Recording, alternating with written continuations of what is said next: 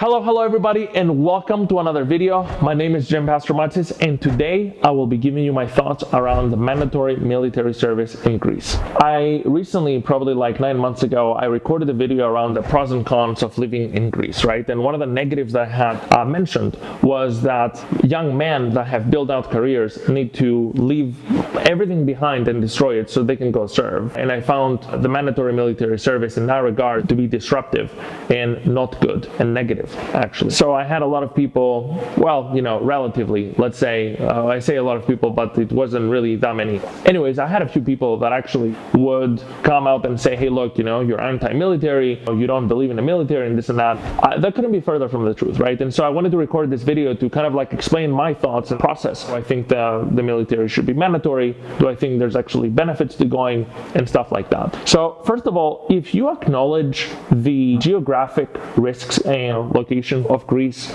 if you go as early as 1974, right, when Cyprus was invaded, and it's still to this day, a very big portion of Cyprus is occupied by Turkey. Then you see the constant provocations to our airspace. There are constant threats around, these islands are actually ours, we're going to conquer them and this and that. And there's just this looming possibility that there's going to be war. They will try and take the islands or do something crazy, take land. Greece is a small country, right? Turkey is like a vast country. There's a lot of people. There's a lot of military strength, right? If you had the military be voluntary, I would be quite afraid about the strength of the military dropping substantially. Many people would probably decide not to go for no particular reason. I think that the military in Greece should absolutely be mandatory. And I think that there's many great things that the average man can actually get from it. For those of you that don't know, the military in Greece is not mandatory for women. It's optional. Women can opt to go, but they don't have to, while every single man is expected to go. I think there's a few things that, for example, starting up, I would say that you will get discipline out of the military that you probably didn't have before as, a young man, right? So there is a saying in Greece, and I'm pretty sure this saying goes into, in other countries, I think in the US also, that you don't become a man until you go to the military. And I can totally understand part of that thesis, because before that you live with your parents, you have little to no responsibilities, and now you are exposed to an environment where you actually have to take responsibilities for a bunch of things,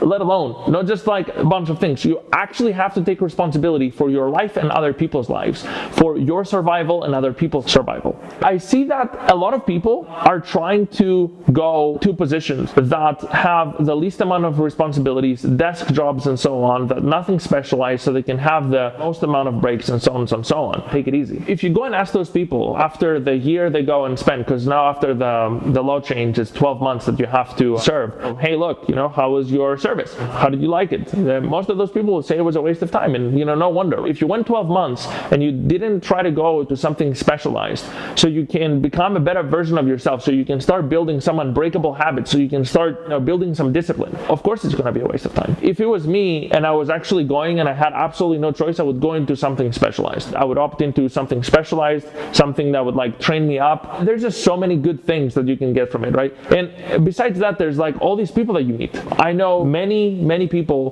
whether it's from Greece, whether it's from the US or other countries that have served the military. I have heard great things about the men that they have met, and they have become friends like no other. And no wonder, right? Because you train to go with this other person or these other people to the battlefield, possibly die.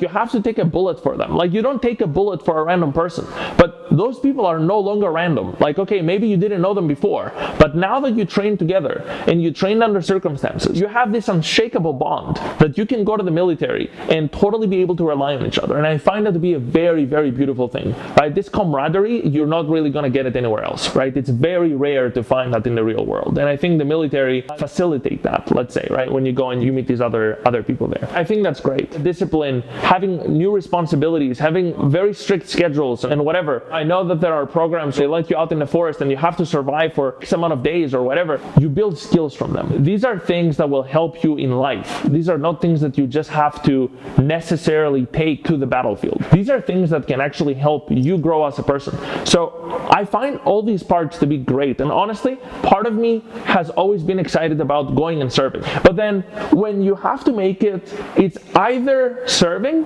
or your business, because it can be both. If you're a business owner, you know you can't live your business for 30 minutes, let alone days, weeks, or months, or a year, right? And of course, that does vary from business to business. But in my line of work, where I have a bunch of people depending on me, whether it's staff, whether it's business partner, whether it's income sources that depend on certain responsibilities that I have, I can't just like up and go to the military and say, hey, look, I'll be back in a year. I hope everything is the same. I'm in the marketing world, right? So I run a marketing business primarily, and like even that world changes so much. There's new policies, new stuff coming out all the time. In a year's time is like a freaking century in the marketing world. To leave and destroy everything that I've built for 13 years is not an easy decision. A lot of people make it sound like it's an easy decision, and it's not an easy decision at all. I don't know not one person that has built 6 or 7 figure business and up, completely left that, destroyed it because they would not be able to tend to it for a whole year, and just went to the military, and then they came out and they said, you know what, this was the best decision of my life. I don't know anybody like that. And if you do,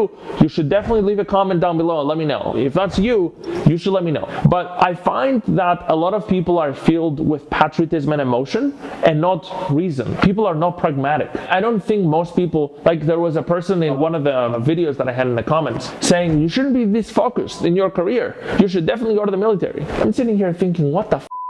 Who thinks like that? I would never subscribe to that mindset. I totally believe everybody should do their absolute best as they start and try different things so they can actually figure out. Do you know how many men and women get out of the military and they now have to figure out what the f*** to do with their lives, and they have no idea what to do with their lives? The military is not the reason. Most people are not aware of what they're trying to pursue in their 20s. It's a difficult, rough situation to be in. So if you're gifted or lucky enough to discover that early on and cultivate it to a point where you can actually bring it to a high level, why just let it and give it up, so you can go to the military, right? I didn't find that to be a pragmatic option. Like I didn't find that to be something reasonable. When I turned the age of 18, I was in that dilemma. Like, what should I do? I had no idea. I was researching the internet. Nobody on YouTube talks about this. I don't know any Greeks that were in a similar situation, so I felt very isolated. I didn't know what to do. I worked from the age of 12 to 18. I built something up, and now I had to decide whether I'm just going to give it up forever. And when I say forever because once the infrastructure is all fucked up, after you come back, sure, I would be determined and so on, and I would try to build it back up, but there's no guarantee. I worked several years to build infrastructure in my business. If I have to give it all up now, there's no guarantee that things will be the same. And sure, they may be better one day, or maybe there's not, going to come that day. There's always that risk. There's 3 ways, as of today anyways, I know are legal ways that you can say avoid it. So one of the things that I had to do was, when I moved here in Bulgaria, I had to sign up to a university. What that does is it gives you the opportunity to postpone the service by 10 years. So that was one of the things that I did, right? So I basically knocked 2 birds with one stone. When I left Greece and I came here, not only did I have a friendlier tax jurisdiction, but I also was able to postpone the military responsibilities that I had, military obligations, for 10 years. Now, there's 2 more options. Number 1 is if you have permanent residence in another country for 11 consecutive years. Option number 2 is you have a business abroad for 7 years. Or option number 3 is if you have some sort of mental limitation, handicap, or some mental problem. If you have a handicap and you can't serve. So these are the main options. And as you can notice, majority of these options involving you leaving the country. So there isn't an option to where if you want to cultivate a career within the country, you can actually go and stay in the country, not go to the military, without claiming that you have some sort of mental problem. And by the way, there are institutions and stuff that will check you, make sure that you actually have a problem. It's not like everybody can just say, hey, look, I have this mental problem, I don't want to go, and you don't go, right? And honestly, honestly, I think those routes should be left to people that actually have problems. This is the decision that I had to make. I think, okay, there may not be many people in my position that have to make those decisions, but unfortunately, there certainly are a few guys my age that have to face these dilemmas and figure out what they're going to do with their lives. I decided that I would pursue my career. I don't regret it. I'm actually very happy that I pursued my career. It turned out very, very well for me. I couldn't say the same would be if I went to the military. I'm not sure that my career would have turned out the same. Those are all things to take into account. I think there should be an exemption route specifically for folks that want to pursue either a career, or maybe that's a little bit too broad, but especially if they have something built up early on. There should be a route that allows us basically be able to not go. And I'm totally fine paying for it. Totally fine paying the government, whatever it is, so I can contribute at least monetarily. I know there is an option where you can like buy it off, but you have to become 35 years old, right? This is why I didn't even mention it in the beginning, because it's not an option when you're 20. It's not an option when you're 18. You have to become 35 or something like this, and then you can like pay it off. It's not that expensive. It's probably like 8,000 euros or something like this. And I think that they even refund you or whatever.